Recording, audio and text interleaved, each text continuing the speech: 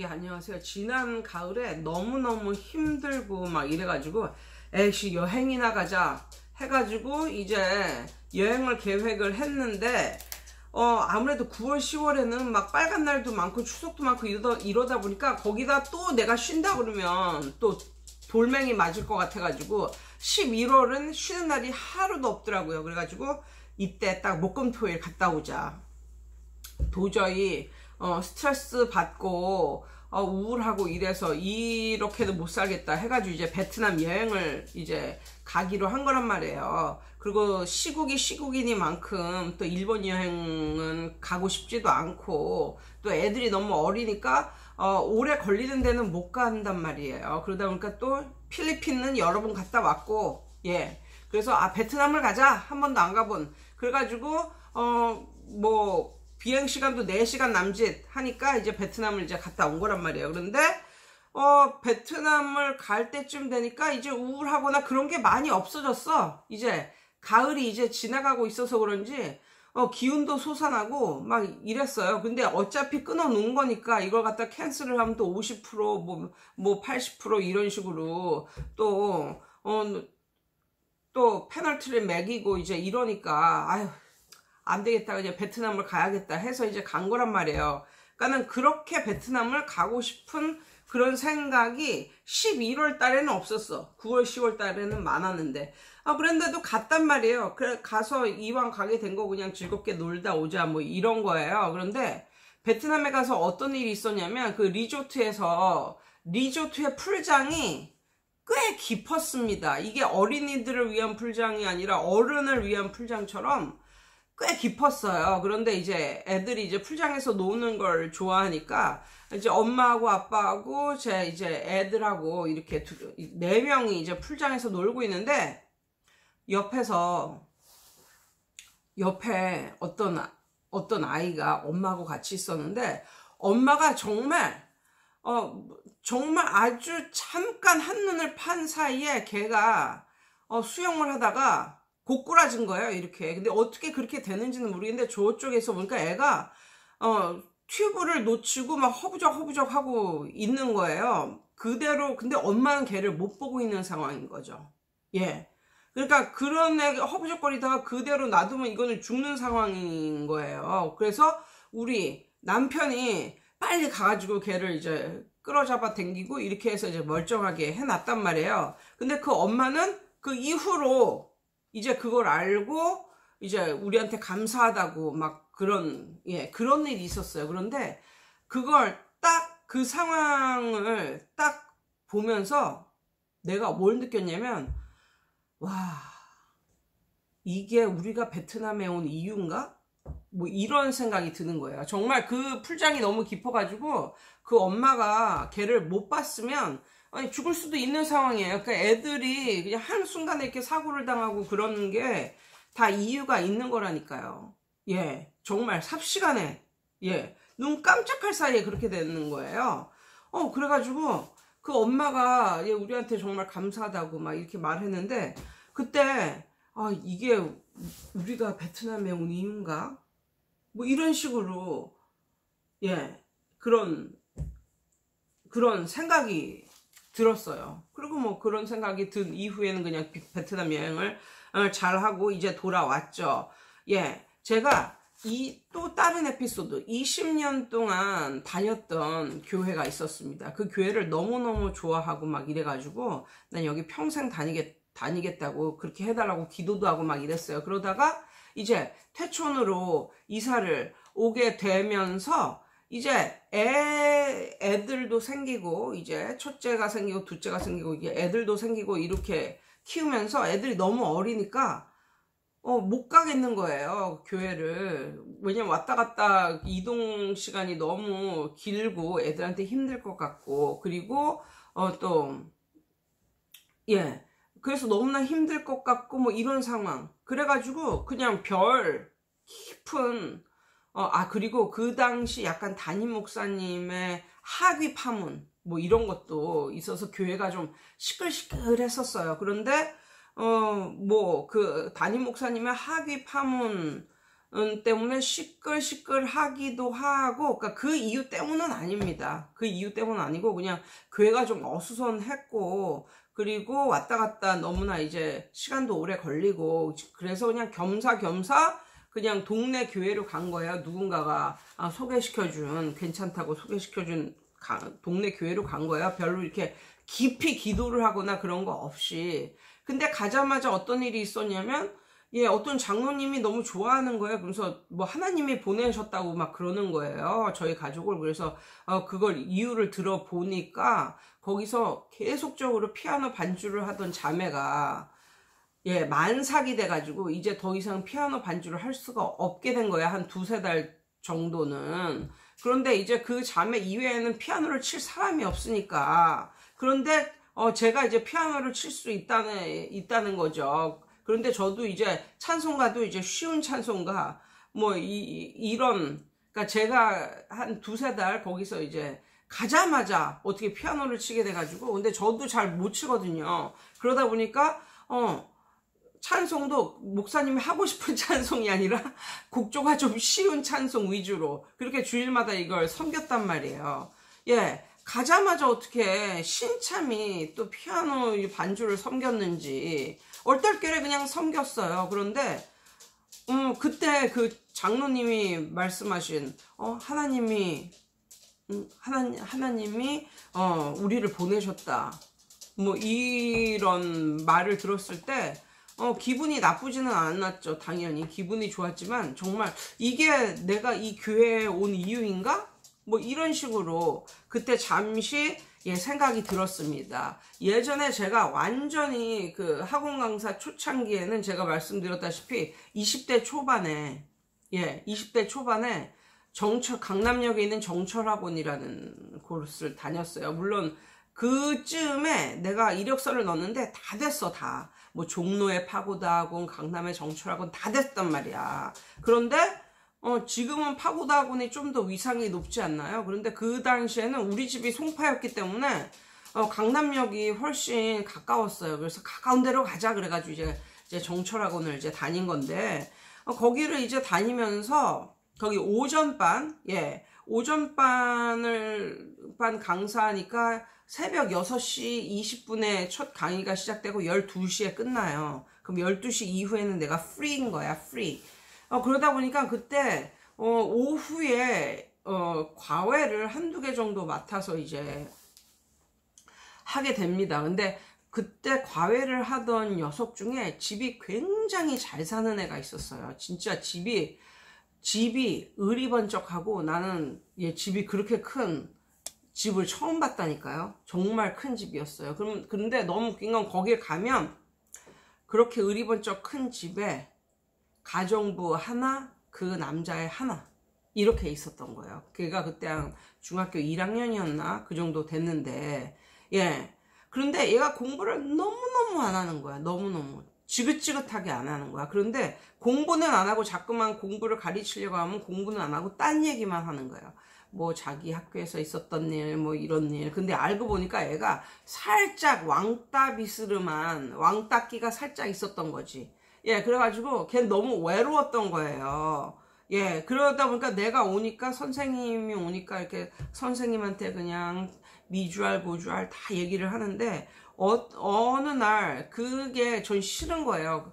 걔네 엄마한테 돈 받는 것도 미안하고, 나는 공부를 가르치러 왔는데 얘하고 뭐 대화나 하다가 가니까 공부를 그렇게 하자고 이제 하면 1시간 동안 뭐 한두 시간 동안 한 5분의 1 정도 공부하고 나머지는 그냥 말이나 하다 가니까 너무 미안한 거지. 그래서 이제 도저히 못 다니겠다가 아니라 얘를 못 가르치겠다고 걔네 엄마한테 이제 그랬어요. 얘가 너무 공부할 마음이 없고 그러다 보니까 그렇게 그러다 보니까 난 사실 돈 받는 것도 민망하다 뭐 이런 식으로 말했는데, 걔네 엄마가 절 보고 그러는 거예요.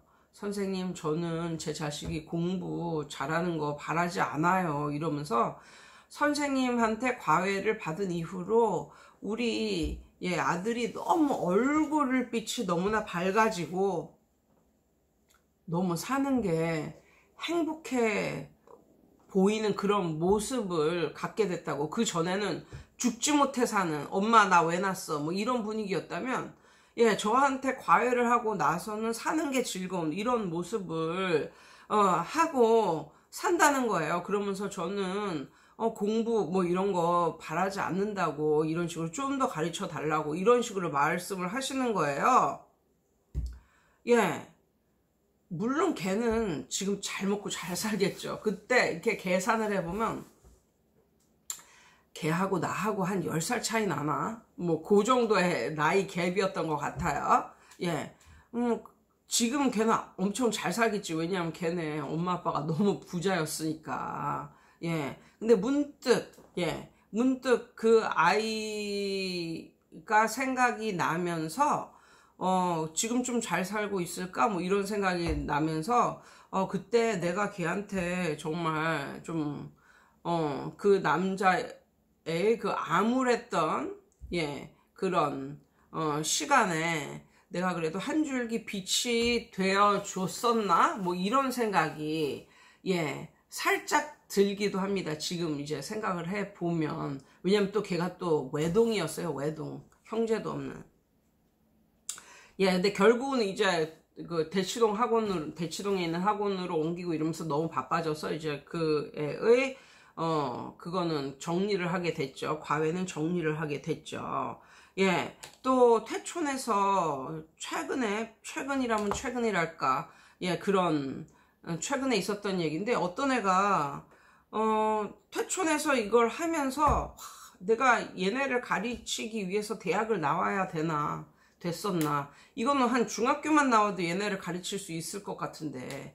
왜냐면 이렇게 약간 좀 수준 높은 걸 하는 애가 한 명도 없이 맨날 파닉스 가르치고 아니면 단어 읽기 가르치고 이러다 보니까 내가 여기 와서 뭘 하고 있는 건가 뭐 이런 생각도 들고 한동안은 그랬었단 말이에요. 이거는 뭐 애들한테 영어를 가르치는 게 아니라 애를 봐주는 느낌? 뭐 이런 베이비시터의 느낌? 뭐 이런 느낌이었었단 말이에요. 근데 그 중에 딱 한 명 똘똘한 애가 있었어요. 근데 걔가 어느 날 저한테 그러는 거예요. 선생님, 나 토살 배우고 싶어요. 그래서 광주 시내에 어떤 학원 다니는 애가 있는데 토살 뭐 몇 점 맞았다고 저한테 자랑을 하더라고요. 뭐 이러는 거예요. 그래서 그래? 그 전까지는 애들한테 파닉스도 제대로 못 깨우친 애들한테 내가 무슨 토살을 가르치고 토익을 가르치겠어. 걔네 수준을 완전히 밑으로 본 거지.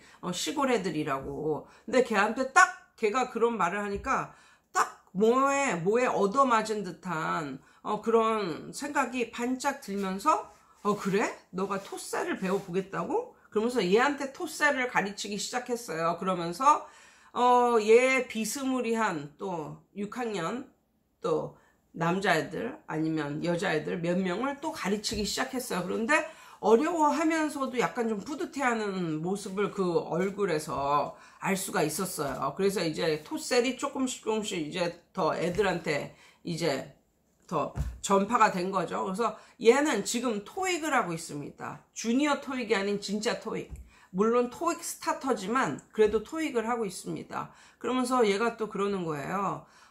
우리 동네에서 토익 하는 애는 나밖에 없을 거라고 막 이러면서 또 뭐라고 하냐면 얘가 이제 중학생이 되면 이 동네 애들 수준이 너무 낮기 때문에 좀 더 수준 있는 애들하고 그런 동네에서 가서 공부를 하고 싶어서 이제 집도 광주 시내로 옮기고 이제 학교도 옮길 그런 계획을 하고 있는데 걔가 어느 날 그러는 거예요. 선생님, 나 광주 시내로 이사 가는 걸 다시 한번 좀 생각해 보려고 그래요. 이렇게 말을 하는 거예요. 그래서 왜? 그랬더니 아니 광주 시내 다녀봐야 선생님만한 그런 강사가 있겠냐고요. 선생이 있겠냐고요. 그러면서 나 선생님을 놓치기가 싫어요. 뭐 이러는 거예요. 선생님을 두고 가는 게 너무 아까워요. 그거 하나만큼은 너무나 아까워요. 뭐 이러는 거예요. 그 순간 걔는 아무렇지도 않게 얘기를 하는데 그 얘기를 듣는 순간 정말 심금이 울리면서 이게 내가 퇴촌에서 일을 하고 있는 이유인가? 뭐 이런 생각이 드는 거예요. 단 한 명, 걔가 날 알아봐 줬다는 거죠. 그래서 걔가 저를 인정을 해 줬다는 거 아니에요.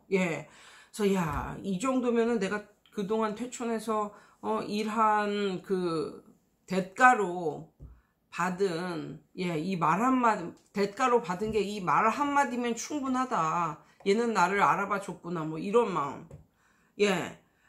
제가 오늘 이런 말을 왜 주절거리고 말을 하냐면, 이게 댓글을 봤는데 어떤 분이 뭐라고 말을 했냐면, 제 유튜브에 댓글을 봤는데, 선생님 저는 뭐 가르치는 기법 뭐 이런 걸 보려고 하는 게 아니라 정말 아이들 마음이 가장 문제라는 거야. 마음이 정말 우리는 강사들은 마음 다스리는 게 진짜 가장 큰 문제고, 마음을 잘 다스리는 강사가 승리하는 그런 세상에 살고 있어요. 그래서 마음 다스리기가 정말 힘들고 이런데 선생님의 유튜브는 그런 곳을 터치를 해줘서 너무너무 마음의 위로가 되고 너무너무 잘 보고 있다는 거예요. 그 말을 들으면서 내가 또 감동이 되더라고요. 그러면서 또 이런 영상을 찍게 된 것입니다. 아무튼 누군가가 우리 여태까지 이렇게 학원 생활을 해오면서 누구는 나를 욕할지언정 우리를 인정해주고 정말 좋아해주고 우리 때문에 그 삶이 변하는 그런 아이들을 한번 생각해 보자고요. 적게는 몇 명, 많으면 몇십 명 있잖아요. 그 애들을 배출했다는 것 자체가 우리가 학원을 하고 있는 이유이자 살아가는 이유가 되지 않을까 합니다. 애들 몇천 명 다니는 큰학원 원장이면 뭐 이렇게 박수를 보내고, 애들 10명, 뭐 20명 이렇게 가르치고 있는 원장들은 아유 저거 루저처럼 뭐 이런 식으로 별 볼 일 없는 강사다 뭐 이런 식으로 사람들이 생각을 하지만 그런 세상에서 우리가 살고 있지만, 그래도 우리 때문에 변화받고 우리한테 칭찬을 해주고 우리 때문에 삶이 변하는 이런 학생들을 배출했다는 것만으로도 그런 학생들만으로도 우리가 학원을 아니면 교습소를 아니면 공부방을 하고 살아가는 이유는 충분히 있다라는 말씀을 드려봅니다.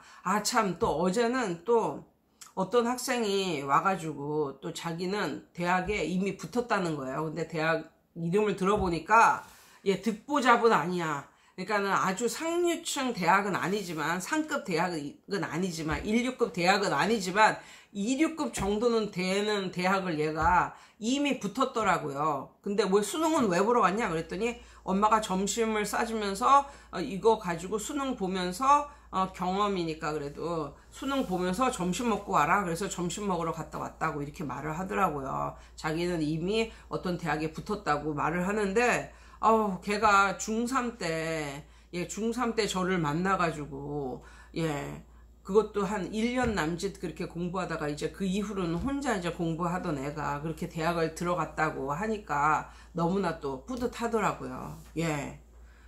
걔가 중3 때 저한테 배우면서 이렇게 질문을 했거든요. 선생님, 모음이 뭐예요? 이렇게. 영어에 모음이 뭐예요? 이렇게. 그 전에는 공부를 하나도 안 했던 애예요. 그런데 벌써 자기는 수능 보기 전에도 이미 대학 붙었다고 이렇게 말을 하면서 또 가는데 또 마음이 뿌듯하더라고요. 이런 우리의 일상, 이렇게 이런 하루하루, 이런 따뜻한 하루하루를 경험하는 우리, 그것만으로도 우리가 충분히 교습소를 하고 살만한 가치는 있다. 이상이에요.